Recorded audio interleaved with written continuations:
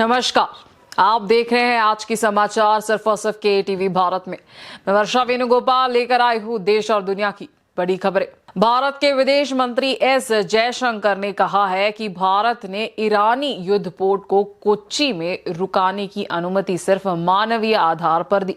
ये फैसला उस हमले के बाद लिया गया जिसमें ईरान के नौसैनिक जहाज पर टोरपेडो अटैक में कई लोगों की मौत हो गई थी। बिहार में मुख्यमंत्री नीतीश कुमार ने 2026 के राज्यसभा चुनाव के लिए नामांकन दाखिल किया है। इस फैसले पर अखिलेश यादव ने तांज कसते हुए बीजेपी पर निशाना साधा है। महाराष्ट्र में शरद पवार एक बार फिर बिना विरोध के राज्यसभा के लिए चुने गए और जनता को भावुक पत्र लिखकर धन्यवाद दिया। वहीं कर्नाटका के मुख्यमंत्री सिद्धरामैया ने कहा है कि अगर पार्टी हाईकमांड अनुमति देता है तो वे अपने कार्यकाल में 2 और बजट पेश कर सकते हैं। इसके अलावा कर्नाटका सरकार ने 3 महीने से इंतजार कर रहे 22 एसीएफ अधिकारियों को आखिरकार उनकी पहली पोस्टिंग दे दी है। और केरला में चुनाव आयोग ने कहा है कि जिन लोगों का नाम वोटर लिस्ट से हटा गया है वे अभी भी आवेदन कर दोबारा अपना नाम जुड़वा सकते हैं। समाचार और गहराई से जानने से पहले आज की सुर्खियां जान लेते हैं।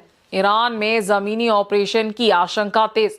ईरान के कुर्द नेता का बड़ा दावा, किसी भी वक्त शुरू हो सकता है कार्रवाई। रशियन तेल पर सियासत गरम। बीजेपी बोली भारत से मदद मांग रहा अमेरिका। कांग्रेस ने यूएस बयान दिखाकर घेरा। हाईवे क्रांति का दावा, 15,000 करोड़ से बढ़कर 3 लाख करोड़ बजट। भारत में सड़कों का जाल हुआ 6 गुना। कर्नाटका बजट पर सियासी संग्राम। सिद्धरामैया बोले कर्ज नहीं विकास का रोड मैप। बीजेपी के आरोप पर पलटवार। अब समाचार विस्तार से। सबसे पहले देश और दुनिया की खबरें।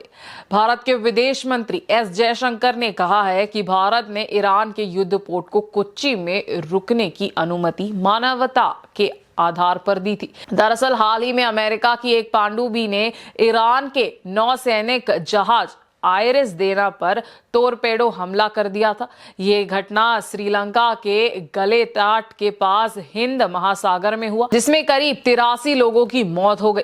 इस घटना के बाद एक और ईरानी युद्धपोत आयरिस 11 ने भारत से तुरंत मदद मांगी। भारत सरकार ने मानवीय आधार पर उसे कोच्चि बंदरगाह पर रुकने की अनुमति दी थी। इस पूरे मामले पर सोशल मीडिया में काफी बहस भी देखने को मिली, जहां कुछ लोग ने भारत सरकार की चुप्पी पर सवाल उठाया। लेकिन विदेश मंत्री एस जयशंकर ने कहा कि इस स्थिति को मानवता और समुद्री सुरक्षा के नजरिए से देखना चाहिए। उन्होंने ये भी कहा कि ये जहाज पहले विशाखापट्टनम में आयोजित इंटरनेशनल फ्लीट रिव्यू में हिस्सा लेने आए थे, लेकिन अचानक बदलती परिस्थितियों की वजह से वे इस संघर्ष के बीच फंस गए। फिलहाल भारतीय नौसेना ने इलाके में सर्च और रेस्क्यू ऑपरेशन भी शुरू किया है। वहीं अमेरिका के राष्ट्रपति डोनाल्ड ट्रंप ने कहा है कि इस युद्ध में ईरान की नौसेना को कमजोर करना उनका एक बड़ा लक्ष्य है। यानी कुल मिलाकर भारत ने इस मामले में राजनीतिक नहीं बल्कि मानवीय दृष्टिकोण अपनाने की बात कही है। बिहार की राजनीति में एक बड़ा मोड़ देखने को मिला है। बिहार के मुख्यमंत्री नीतीश कुमार ने 2026 के राज्यसभा चुनाव के लिए अपना नामांकन दाखिल कर दिया है। इस फैसले के बाद सियासी गलियों में चर्चा तेज हो गई है। समाजवादी पार्टी के प्रमुख अखिलेश यादव ने इस मुद्दे पर बीजेपी पर निशाना साधते हुए तांज कसा। उन्होंने कहा कि कभी उन्हें उम्मीद थी कि नीतीश कुमार प्रधानमंत्री बनकर राजनीति से रिटायर होंगे, लेकिन अब हाल ऐसा बन गया है कि वे राज्यसभा सदस्य बनकर ही रिटायर होंगे। दरअसल 2024 के लोकसभा चुनाव से पहले नीतीश कुमार विपक्षी गठबंधन इंडिया अलायंस के प्रमुख चेहरों में से शामिल थे, लेकिन चुनाव से ठीक पहले उन्होंने वापस आते हुए बीजेपी के नेतृत्व वाले नेशनल डेमोक्रेटिक अलायंस के साथ मिल गए, जिससे बिहार की राजनीति में बड़ा बदलाव आया। हालांकि जेडीयू के कुछ कार्यकर्ता इस फैसले से शुरुआत में नाराज भी थे, लेकिन पार्टी नेताओं का कहना है कि ये नीतीश कुमार का व्यक्तिगत राजनीतिक फैसला है और सभी कार्यकर्ता उनका समर्थन करेंगे। इधर एक और बड़ा संकेत ये भी है कि नीतीश कुमार के बेटे निशांत कुमार जल्दी सक्रिय राजनीति में एंट्री कर सकते हैं। जेडीयू ने पुष्टि की है कि वे रविवार को पार्टी ज्वाइन करेंगे। यानी बिहार की राजनीति में एक तरफ नीतीश कुमार का नया राजनीतिक कदम तो दूसरी तरफ उनके बेटे की संभवित एंट्री, दोनों मिलकर आने वाले समय में बड़ा सियासी बदलाव ला सकते हैं। महाराष्ट्र की राजनीति से जुड़ी एक बड़ी खबर सामने आई है। राष्ट्रवादी कांग्रेस पार्टी शरद पवार गुट के अध्यक्ष शरद पवार को एक बार फिर बिना किसी विरोध के राज्यसभा के लिए चुना गया है। राज्यसभा के लिए दोबारा निर्वाचित होने के बाद शरद पवार ने महाराष्ट्र की जनता के नाम एक भावुक पत्र जारी किया, जिसमें उन्होंने लोगों का दिल से धन्यवाद किया। दरअसल स्वास्थ्य संबंधी समस्याओं के कारण डॉक्टर्स ने उन्हें आराम करने की सलाह दी है, इसीलिए वे फिलहाल लोगों से व्यक्तिगत रूप से नहीं मिल पा रहे हैं। इसी वजह से उन्होंने अपनी बात लिखित संदेश के जरिए साझा की।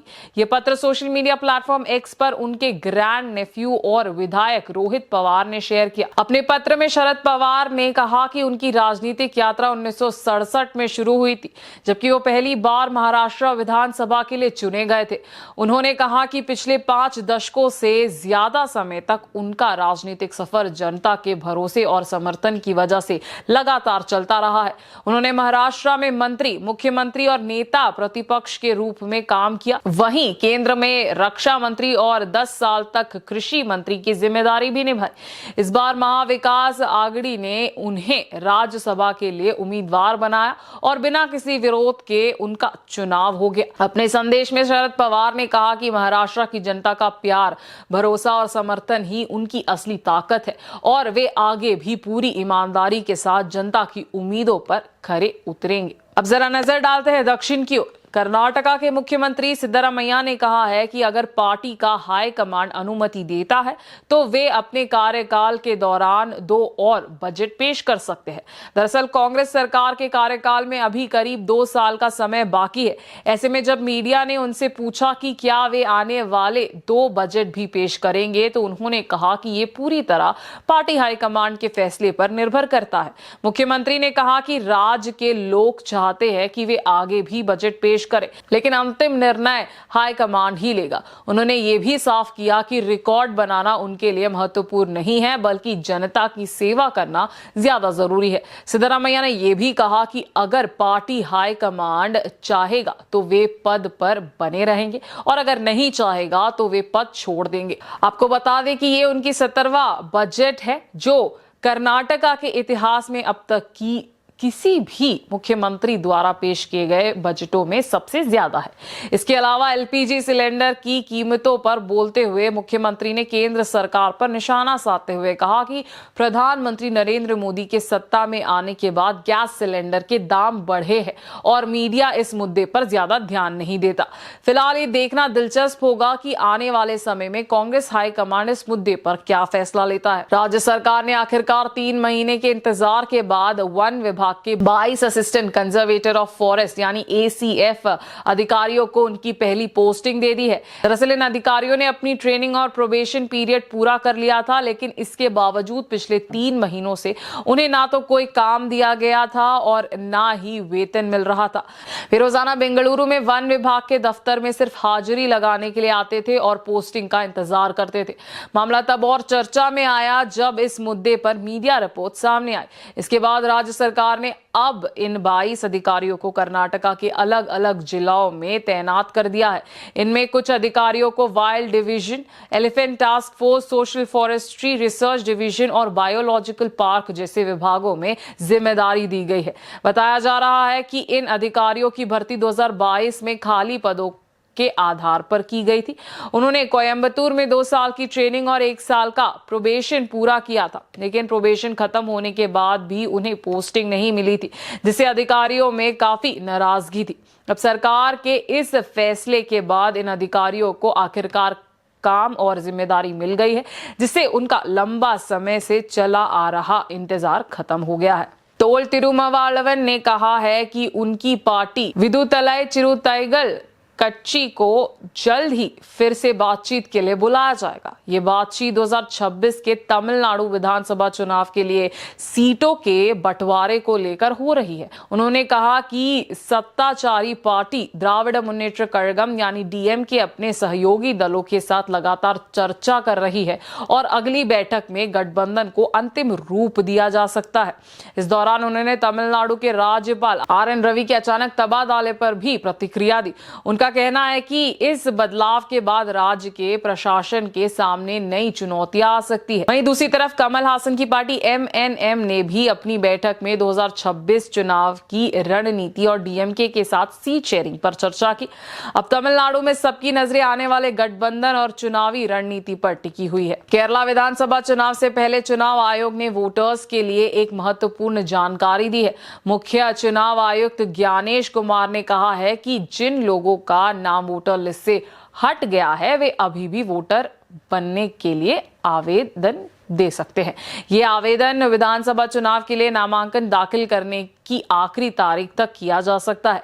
कोच्चि में मीडिया से बात करते हुए उन्होंने बताया कि जिन पत्र नागरिकों का नाम स्पेशल इंटेंसिव रिवीजन यानी एसआईआर प्रक्रिया के दौरान वोटर लिस्ट से बाहर हो गया है, वे इलेक्शन कमीशन के फॉर्म नंबर 6 के जरिए दोबारा नाम दर्ज कराने के लिए आवेदन कर सकते हैं। इसके साथ जरूरी दस्तावेज भी जमा करना होगा। इसके अलावा अगर किसी व्यक्ति को लगता है कि वोटर लिस्ट में किसी का नाम गलत तरीके से शामिल किया गया है तो वे फॉर्म नंबर 7 के जरिए आपत्ति दर्ज करा सकते हैं। इसी फॉर्म के माध्यम से किसी मृत व्यक्ति या स्थान बदल चुके व्यक्ति का नाम भी वोटर लिस्ट से हटाने की मांग की जा सकती है। चुनाव आयोग ने स्पष्ट किया है कि हर पत्र नागरिक को वोट देने का अधिकार है, इसलिए जिनका नाम सूची से छूट गया है वे समय रहते आवेदन कर अपना नाम दोबारा जुड़वा सकते हैं। तो ये थी आज की ताजा खबरें। देश और दुनिया में हर पल बदलती स्थिति पर नजर रखना बेहद जरूरी है। हम आप तक लाते रहेंगे सटीक और भरोसेमंद अपडेट्स। मैं वर्षा वेणुगोपाल आपसे विदा लेती हूँ। देखते रहिए केटीवी भारत। धन्यवाद।